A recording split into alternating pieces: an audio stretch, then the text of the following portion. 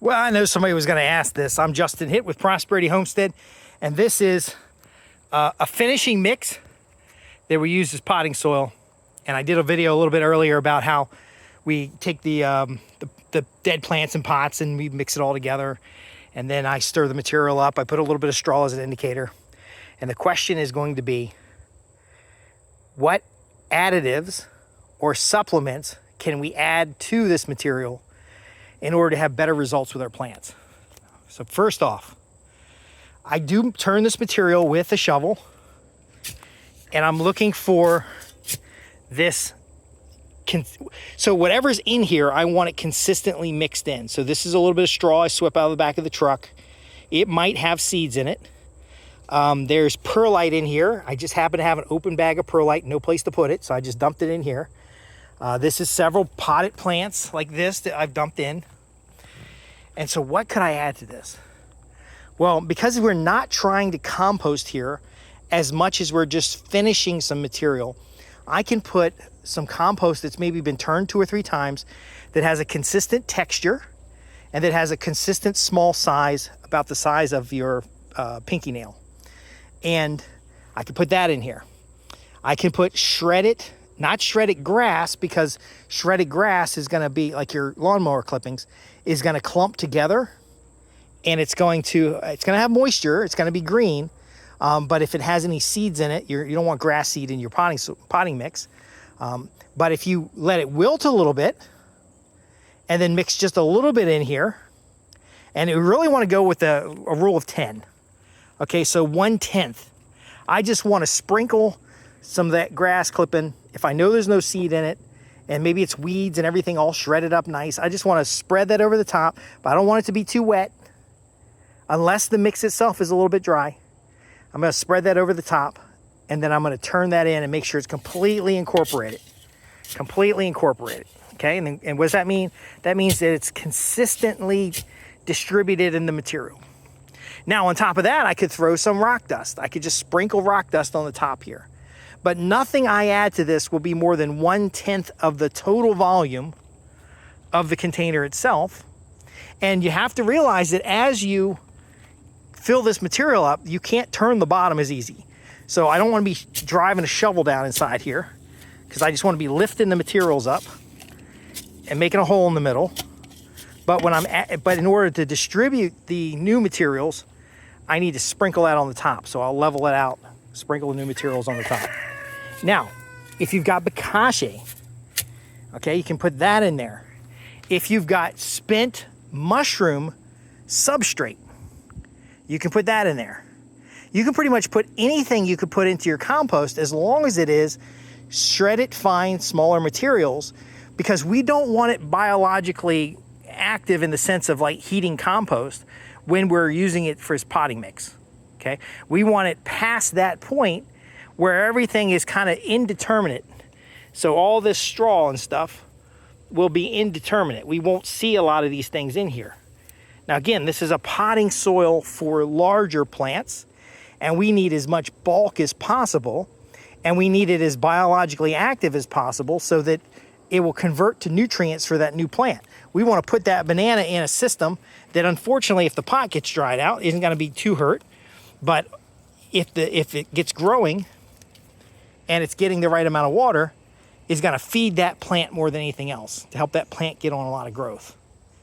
And so, again, we don't put any fertilizer in here, because the fertilizer will kill the biology, but we might take old milk, old kefir, rinse water from rice, what we call scullery water. I did a video about that a while back. The vegetable wash water, the water you boiled your noodles in, all that stuff, some of it might go in here. But again, this is not about being wet. This is not about creating an environment where you're making it pungent or fermenting. You're just getting it. You want to, if you have any fermentation, you want to have an aerobic fermentation, and we accomplish that by adding just appropriate amounts of this. Of course, is a compost tea water. This is water some ducks have gotten into, and then we turn it to make sure that we have a loose potting mix. And you see how when I squeeze that, it kind of held together a bit. This actually needs more. I'm going to put some horse manure in it, some aged horse manure in it, and then some more. I got a couple places where I can dig up some mature compost and put in here. But again, I want this barrel filled up. I want it to be, because I might use this much. I might use the whole barrel's worth in order to pot up a bunch of plants, or to get the plants that are over here, or to get these willows up and ready to go in the ground. It's not about putting bulk leaf material in it. So for example, if we shredded a bunch of leaves, which I don't recommend doing because it takes a lot of energy, but if we were going to take some crumbly leaf shred and put it in here, we would again put like an inch layer in, stir it in, incorporate it into the material, because we do want this material to be ready at any given time. See, if you don't need to use it for like a month, then this can be in a pile somewhere and you just turn the pile. I could make a pile, so when this goat is out of this corral, I can make a pile and let the chickens kick it around a couple times, and then use that material next year as I get closer to spring and start potting up plants to put into here. And I can even sift material into here to make sure the material is a smaller size, and we can do a 1-inch screen, but we're not trying to break it down in here a whole lot. So again, this is a potting soil. If I had a bulk material, like let's say I cut all this material down, I wouldn't necessarily throw it into a compost pile because I have goats. I'd give it to the goats, and we'll walk over there and just give something to the goats, because I got to feed them next. But let's say I'm cutting materials out like this, and I've got big pieces like this. I'm not throwing it in the potting mix.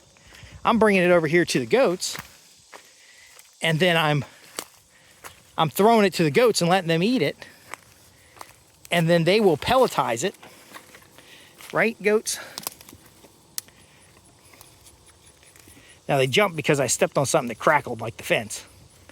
But they're going to pelletize it, and then I'm going to come back later, and I'm not going to haul the material around, but I'll make some grow beds. So you can see there's 3 grow beds in there. And then I'm going to grow out a bunch of material like we got on the bottom down there. And then again, I'm not going to cut that material down and haul it up there. I'm going to feed it to the animals. Let it wilt a little bit, dry out a little bit, and feed it to the animals, because they will do all the work for me. And then I can come back later and either, if I absolutely need some potting soil, I could just excavate a little bit of this out here, because they've literally, this area used to look like this. Now those wood chips are still there, but they're under manure, they're under waste straw, they're under all kinds of stuff. And so again, this is not about being lazy, it's just about being efficient with our time, effort, and resources. And so why would I want to take perfectly good food for my goats and turn it into soil when I can turn it into milk and meat first and still get the soil? But I'm getting a better soil, and I'll show you over here. I'm getting a better soil that's more suitable for, again, we're going back to the putting those new trees out and stuff. See, this is the deep bedding from the nursery time. I'm getting a more suitable material for my potting soil. And this goes from here. Now it seems a little roundabout, but the goats have got to eat anyway. So this goes from here to here. This is where the chickens have been turning some of this. Now if I mound all this back up again, the chickens will just knock it down.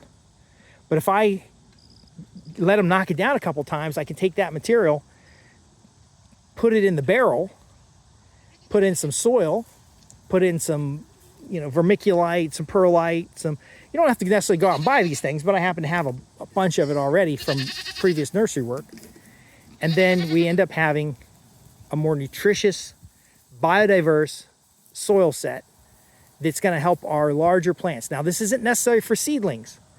For seedlings, you may need a more sterile soil because you don't want any competition. When you got those 128 cell or 72 cell planters, you don't want any competition in that seedling. But that little seedling, you're going to pluck it out, put it in some potting soil, and you're going to grow out the larger, more valuable material, which is the protein from the goats, both in milk and meat.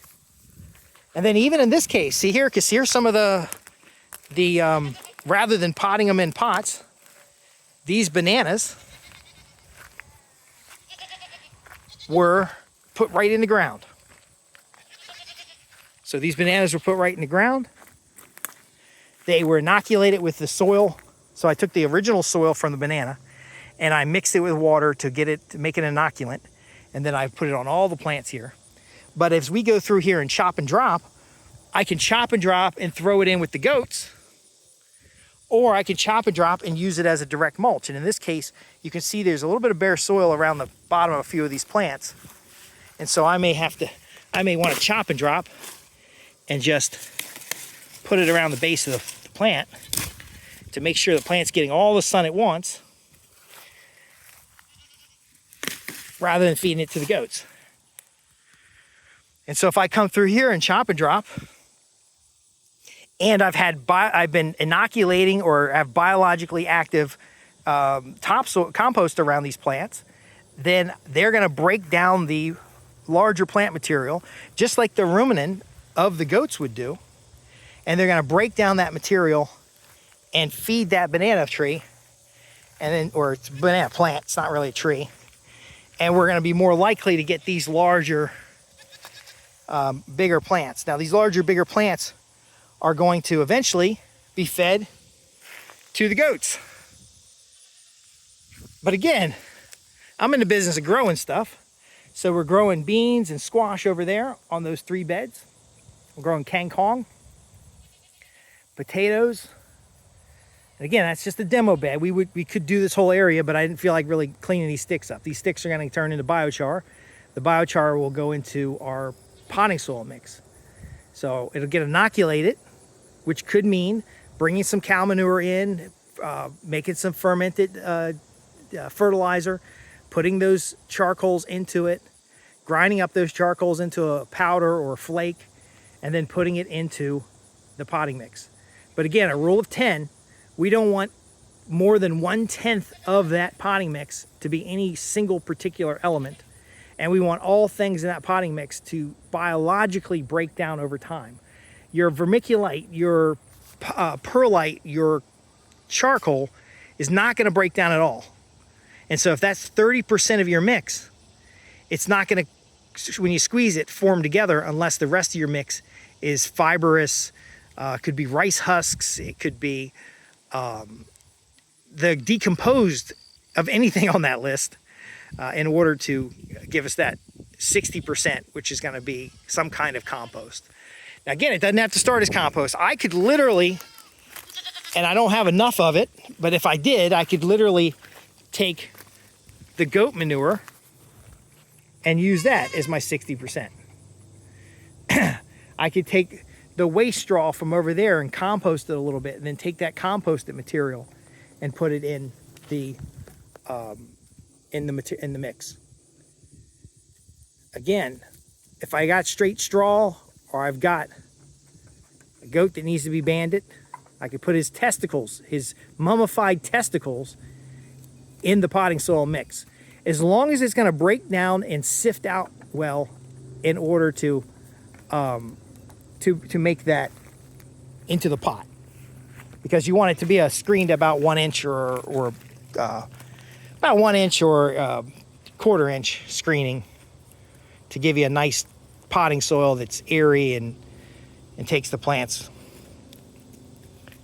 I hope this is making sense, folks, because I see people, I keep running into people and they're like, if I could just get a truckload of topsoil, if I could just get a truck of compost, well, all this stuff is going to break down, and the only way it's going to break down is with the proper nutrients.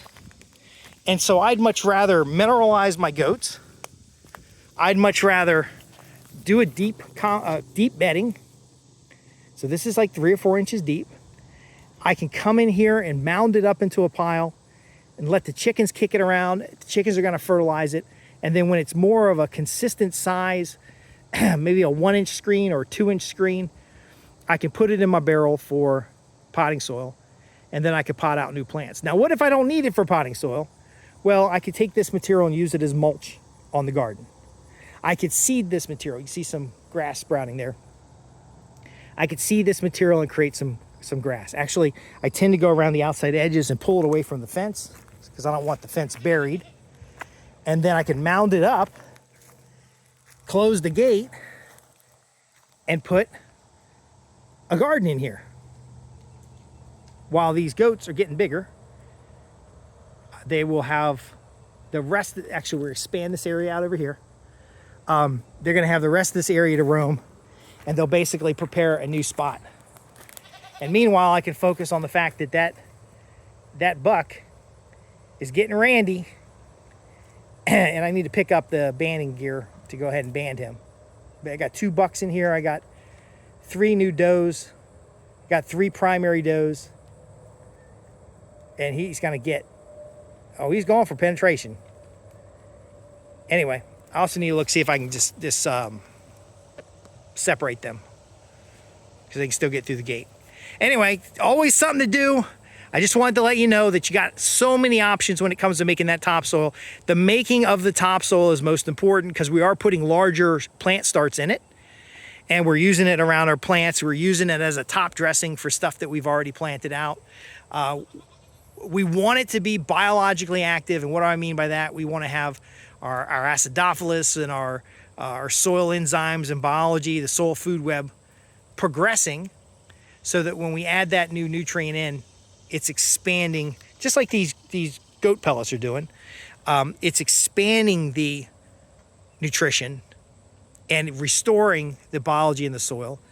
And in this case, turning either wood chip lot or actual clay into abundance. You can see in the background, all that grass growing didn't happen on accident.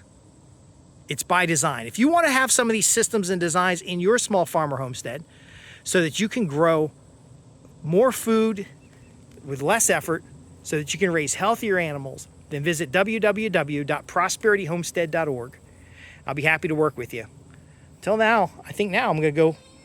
What? Did you say you wanted some feed? I'll give you a little bit of feed? Oh, no, you want neck rub. All right. These goats mostly eat hay, but I'm going to give them a little bit of feed today. Yep, www.prosperityhomestead.org. Thanks for watching.